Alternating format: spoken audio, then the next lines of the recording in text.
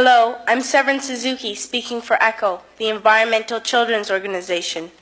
We're a group of 12 and 13-year-olds trying to make a difference.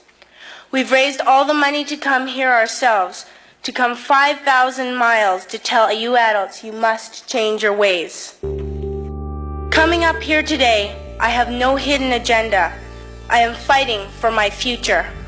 Losing my future is not like losing an election or a few points on the stock market.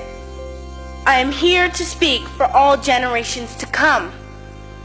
I am here to speak on behalf of the starving children around the world whose cries go unheard, for the countless animals dying across this planet because they have nowhere left to go. I am afraid to breathe the air because I don't know what chemicals are in it. I used to go fishing with my dad until just a few years ago we found the fish full of cancers.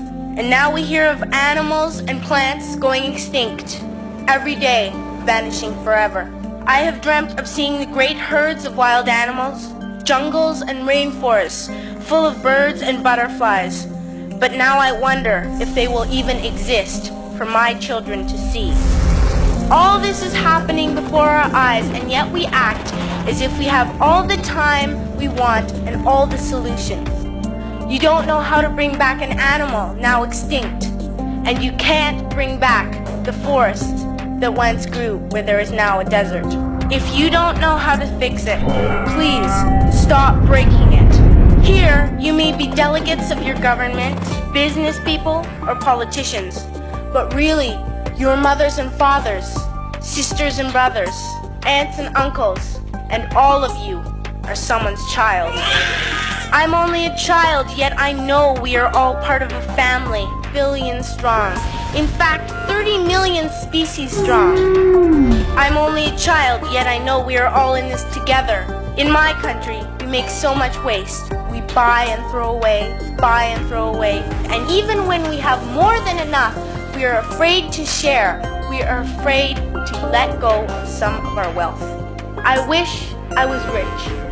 And if I were, I would give all the street children food, clothes, medicines, shelter, and love and affection. If a child on the streets who has nothing is willing to share, why are we who have everything still so greedy? I can't stop thinking that it makes a tremendous difference where you are born. That I could be one of those children starving in Somalia or a victim of war. I am only a child, yet I know if all the money spent on war was spent on finding environmental answers, ending poverty, and finding treaties, what a wonderful place this earth would be. And now 20 years have gone by.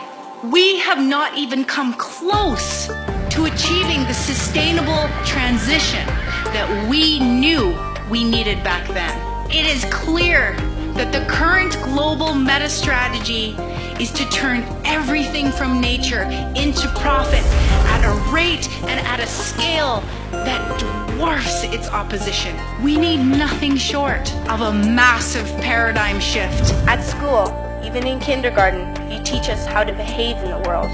You teach us to not fight with others, to work things out, to respect others, to clean up our mess, not to hurt other creatures, to share, not be greedy. Then why do you go out and do the things you tell us not to do? You are deciding what kind of a world we are growing up in. Parents should be able to comfort their children by saying, everything's going to be all right. It's not the end of the world, and we're doing the best we can. But I don't think you can say that to us anymore. Are we even on your list of priorities? My dad always says, you are what you do, not what you say. Well, what you do makes me cry at night. You grown-ups say you love us, but I challenge you, please, make your actions reflect your words. Thank you.